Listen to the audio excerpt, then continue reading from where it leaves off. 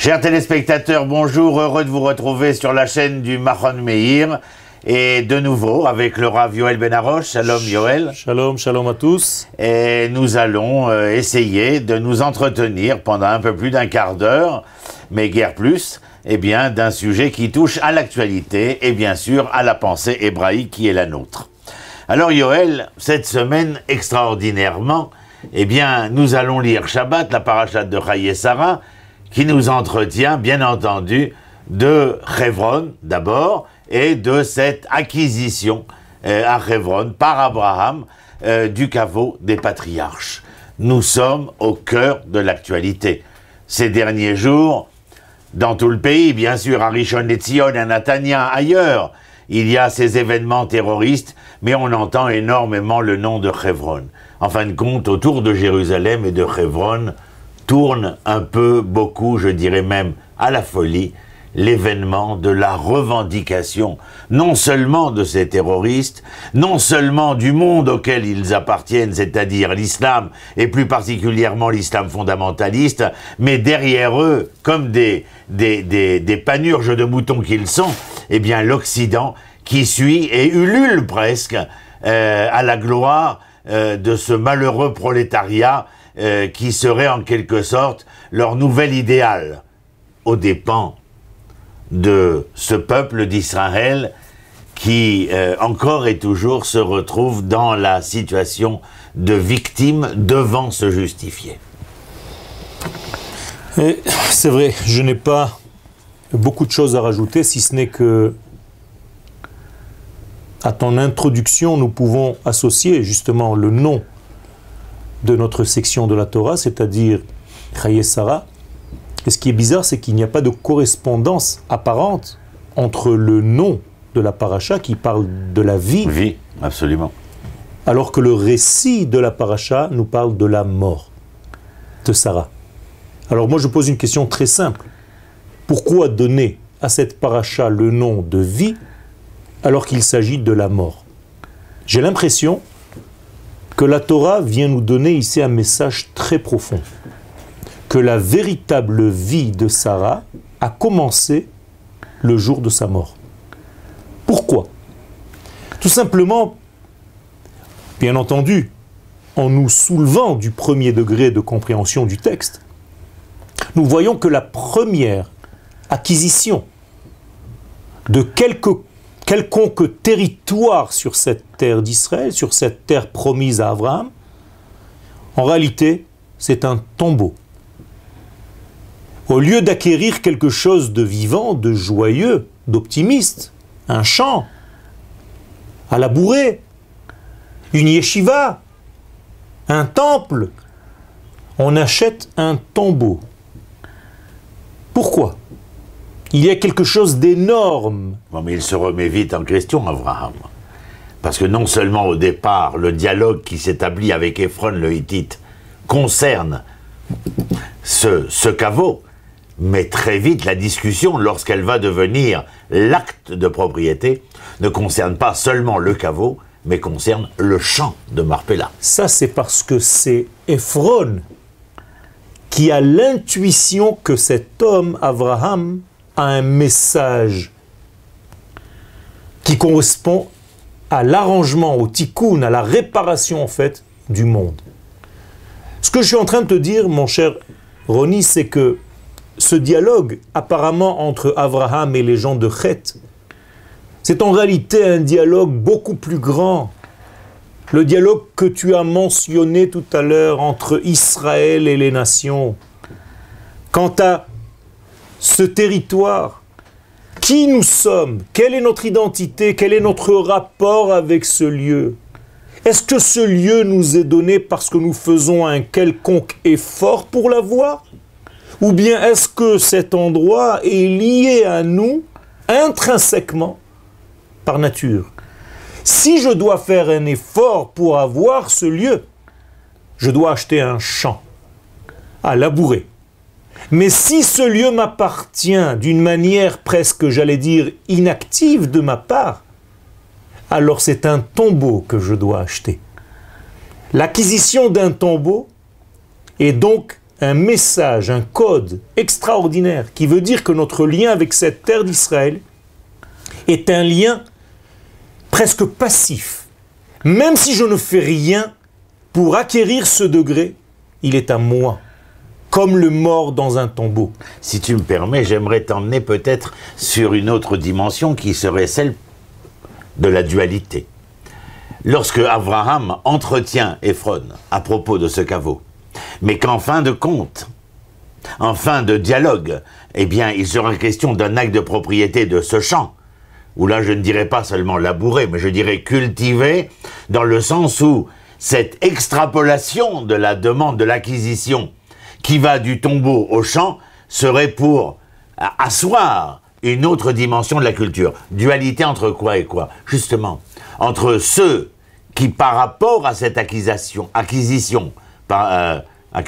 c'est un lapsus révélateur, cette acquisition nécessaire pour Israël à travers Abraham, est face à une dualité entre celle de l'accepter pleinement et entièrement pour ce qu'elle est, mais ça veut dire quoi? Eh bien, à ce moment-là, en faire un champ, un devenir, une culture, ou bien, si c'est parce que, comment dire, non pas par liberté, mais par nécessité, elle se révèle à travers ce qui est un tombeau. C'est la différence, en fin de compte, dont je me lamente continuellement, entre ceux qui viennent visiter le caveau des patriarches parce qu'ils sont des pèlerins, ou ceux qui y viennent, comme ce Shabbat, ceux qui vont y venir parce qu'ils sont des citoyens reconnaissants. Tout à fait. C'est extraordinaire ce que tu viens de dire, en réalité, se résume dans les paroles de nos sages comme étant la Ségoula et la Bechira. J'allais dire que la Ségoula, c'est-à-dire la capacité, c'est le tombeau, c'est-à-dire, comme j'ai dit tout à l'heure, même si tu es passif, cette terre t'appartient, mais les nations du monde te poussent à devenir aussi celui qui choisit de transformer ce tombeau en action réelle, c'est-à-dire en acquisition. Et là, c'est la Bechira, c'est un choix que tu as de labourer, de cultiver, de développer, de faire vivre en réalité ce mort initial.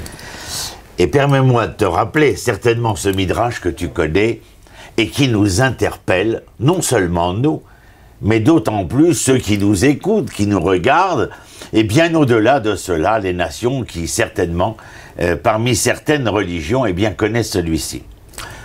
3 villes, Yoël, ont été achetées à prix d'argent. 3 villes ont été acquises à prix d'argent, Hebron, Shrem, Yerushalayim, la première par Abraham, la seconde par Yaakov, la troisième par David. Mais ce qui m'interpelle d'autant plus, bien sûr, elles ont été acquises à prix d'argent. Et le mot argent, c'est damim.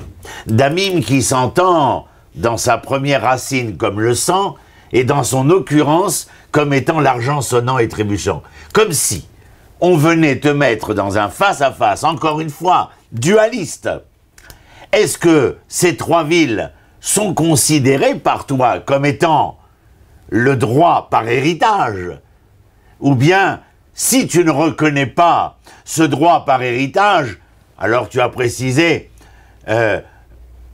malgré toi, tu as mis le mot passif, mais moi je dis que dans ce malgré toi, eh bien si ce n'est pas l'argent, c'est-à-dire l'héritage qui est reconnu comme tel, alors c'est par le sang. Et nous avons versé notre sang depuis 1967 pour tenter ce que nous faisons encore, car disons-le clairement, les choses sont loin d'être radicales, loin d'être pleines et entières. Nous sommes encore et toujours dans ce perfectible-là. Alors voilà ce midrash, et face à ce midrash, alors quoi? Abraham a acquis à prix d'argent? C'est la discussion, je voudrais que tu m'en parles. Ouais, l'autre voulait lui donner cadeau, Ephron, entre nous, enfin. Qu'est-ce donc 400 cycles d'argent? N'en faisant rien, que nenni mon ami. Ephron, c'est celui qui sait qu'en réalité, l'humanité, à sa source, était limpide, était bonne. Il a dans son subconscient cette connaissance. Le blanc, en hébreu, se dit Tsachor. Il s'appelle Ben Tsochar, le fils de la blancheur. Mais en même temps, il sait que l'humanité est descendue, est tombée de cette blancheur initiale et qu'elle est devenue poussière.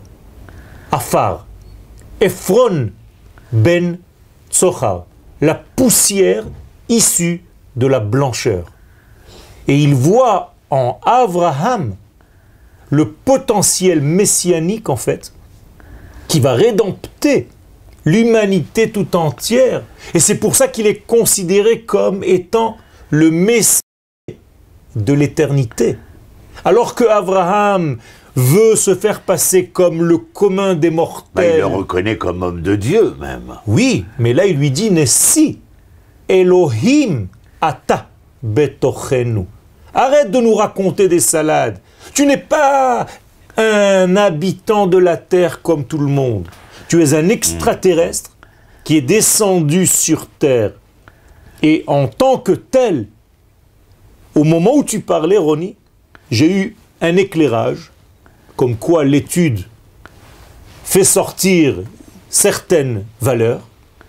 J'ai regardé qu'en réalité, le messianisme d'Israël, en prenant les initiales du mot Mashiach, je prends le même, plus les 3 lettres de ces 3 villes que tu as mentionnées, Hebron, Yerushalayim et Shrem, j'obtiens le mot Mashiach.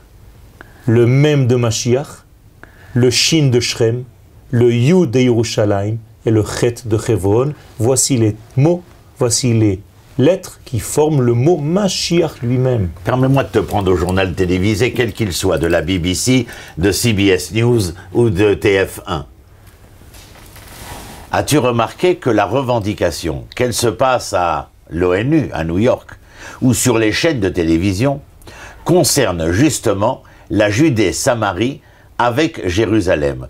Nul énergumène de son métier journalistique ou politique ne vient nous entretenir du Negev, de la Galilée, du littoral.